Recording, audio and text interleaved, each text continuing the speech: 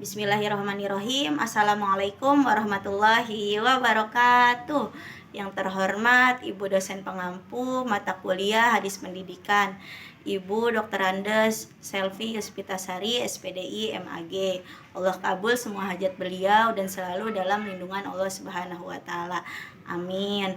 Halo teman-teman, apa kabar semuanya? Semoga selalu diberikan kesehatan ya. Pada kesempatan kali ini, izinkan kami mempresentasikan makalah kami dari kelompok 5 yang berjudul Hadis tentang didoakan oleh penduduk bumi dan pahala yang berkelanjutan.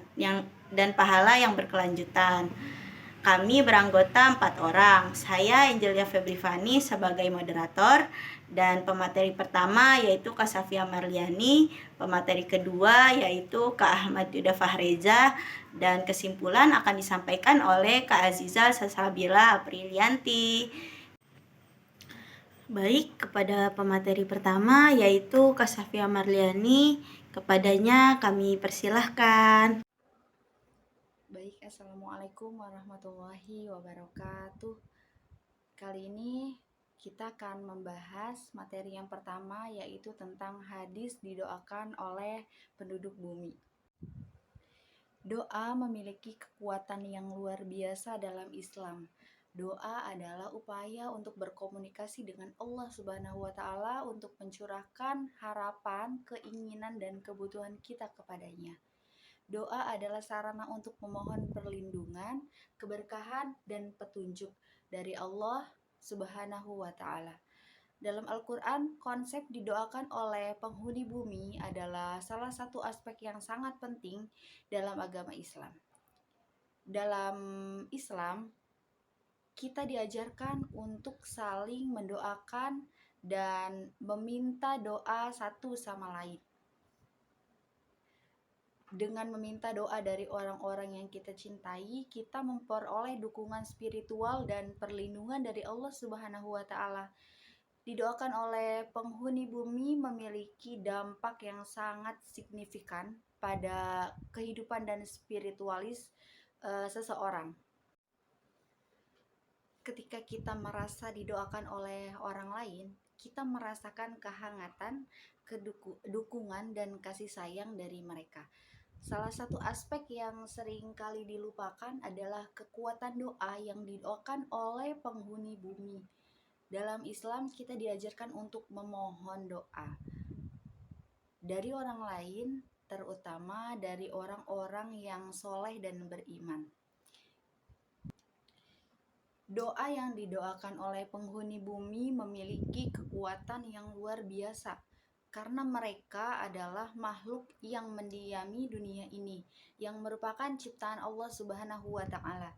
Dalam hadis Nabi Muhammad SAW bersabda, dan orang muslim untuk saudaranya yang tidak hadir di sisi itu dijawab, di sisi sana ada malaikat yang ditugasi untuk mengatakan amin dan untukmu juga.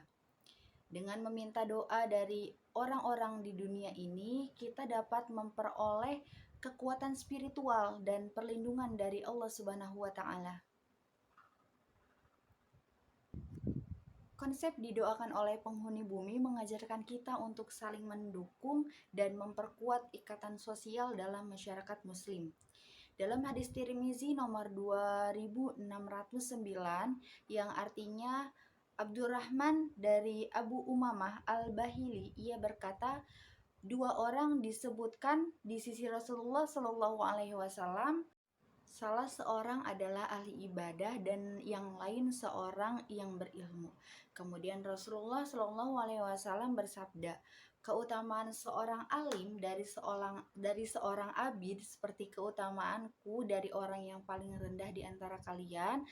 Kemudian beliau melanjutkan sabdanya, sesungguhnya Allah, malaikatnya, serta penduduk langit dan bumi, bahkan semut yang ada di dalam sarangnya, sampai ikan paus, mereka akan mendoakan untuk orang yang mengajarkan kebaikan kepada manusia. Abu Isa berkata, Hadis ini hasan, gharib, sahih. Perawi berkata, aku mendengar Abu Ammar Al-Husain bin Hurais Al-Khuzai berkata, aku mendengar Al-Fudail bin Iyad berkata, seorang alim yang mengamalkan ilmunya dan mengajarkan ilmunya akan dipanggil besar oleh malaikat yang ada di langit. Hadis riwayat Tirmizi. Kemudian kita lanjut pada keutamaan hadis didoakan oleh penduduk bumi. Terdapat beberapa keutamaan yang dapat diperoleh dari mengamalkan hadis tentang didoakan oleh penduduk bumi ini. Diantaranya, yang pertama, kita mendapatkan doa dan restu dari orang-orang di sekitar kita. Kemudian kita juga akan memperoleh pahala berlipat ganda dan berkelanjutan. Dapat menjaga keharmonisan dan kedamaian dalam masyarakat. Kemudian juga kita mendapatkan kemudahan dalam menjalankan amal kebaikan. Terbuka pintu keberkahan dan keberuntungan hidup dengan mengamalkan hadis ini. Kita tidak hanya mendapatkan manfaat bagi diri sendiri, tetapi juga dapat memberikan dampak positif bagi lingkungan sekitar kita. Hal ini sejalan dengan ajaran Islam yang menekankan pentingnya memperhatikan hak dan kesejahteraan orang lain. Adapun cara mengamalkan hadis yang didoakan oleh penduduk bumi ini ialah dengan memperbaiki niat, membangun hubungan baik, dan istiqomah semata-mata karena Allah Subhanahu wa Ta'ala. Baik, mungkin itu saja yang dapat saya sampaikan. Selebihnya saya selanjutkan kepada moderator. Wow, terima kasih Kak Pia atas materi yang telah disampaikan. Oh iya teman-teman, jangan di skip ya, masih ada materi kedua, yaitu Kak Ahmad Yuda Fahreza. Mari kita saksikan. Kepada Kak Ahmad Yuda Fahreza, dipersilahkan. Assalamualaikum warahmatullahi wabarakatuh. Perkenalkan, nama saya Ahmad Yuda Fahreza. Saya dari kelas RAIK MPCH 002 Prodi Manajemen Pendidikan Islam. Sebelumnya saya mengucapkan terima kasih kepada moderator yang sudah memberikan kesempatan kepada saya untuk melanjutkan pemaparan materi yang saya akan sampaikan, yaitu konsep mendapatkan pahala yang berkelanjutan.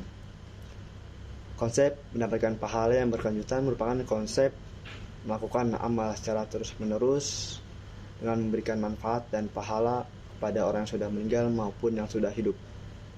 Perlu diingat bahwa dalam melakukan amal perbuatan, kuncinya adalah niat yang tulus serta keikhlasan untuk mendapatkan pahala yang berkelanjutan, di mana kita melakukan amal perbuatan seolah-olah kita hanya meraih ridho dari Allah Subhanahu wa Ta'ala. Bahwasanya Nabi Muhammad SAW bersabda, "Iza matal insanu qata'a amaluhu illa min salasatin, sadaqatin jariyah aw ilman yuntafa'u bih aw waladan salihan yad'u lah." Apabila salah seorang manusia telah meninggal dunia, maka terputuslah semua amalan kecuali 3 perkara, yaitu sedekah jariyah, ilmu yang bermanfaat, dan anak soleh yang selalu mendoakannya. Baik, yang pertama adalah sedekah jariyah. Sedekah jariyah secara bahasa artinya sedekah yang mengalir, pahalanya mengalir terus walaupun pelakunya telah meninggal dunia.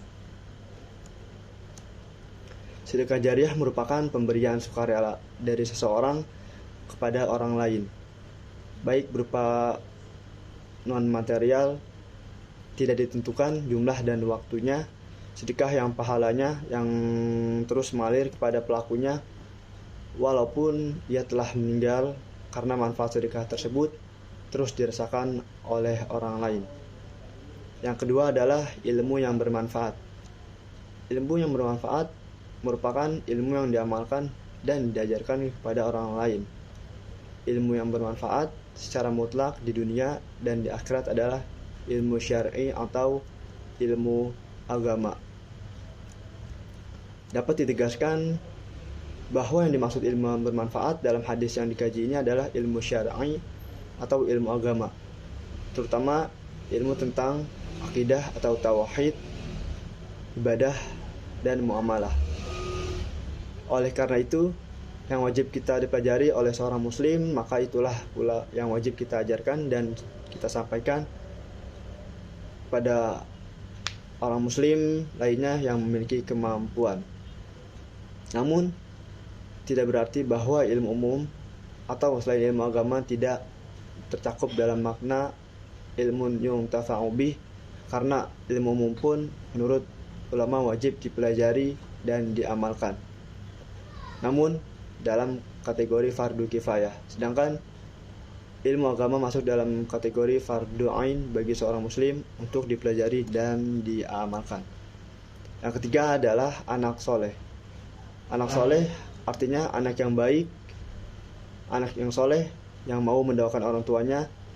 Di antara tanda kesolehan anak adalah mau mendoakan kedua orang tuanya.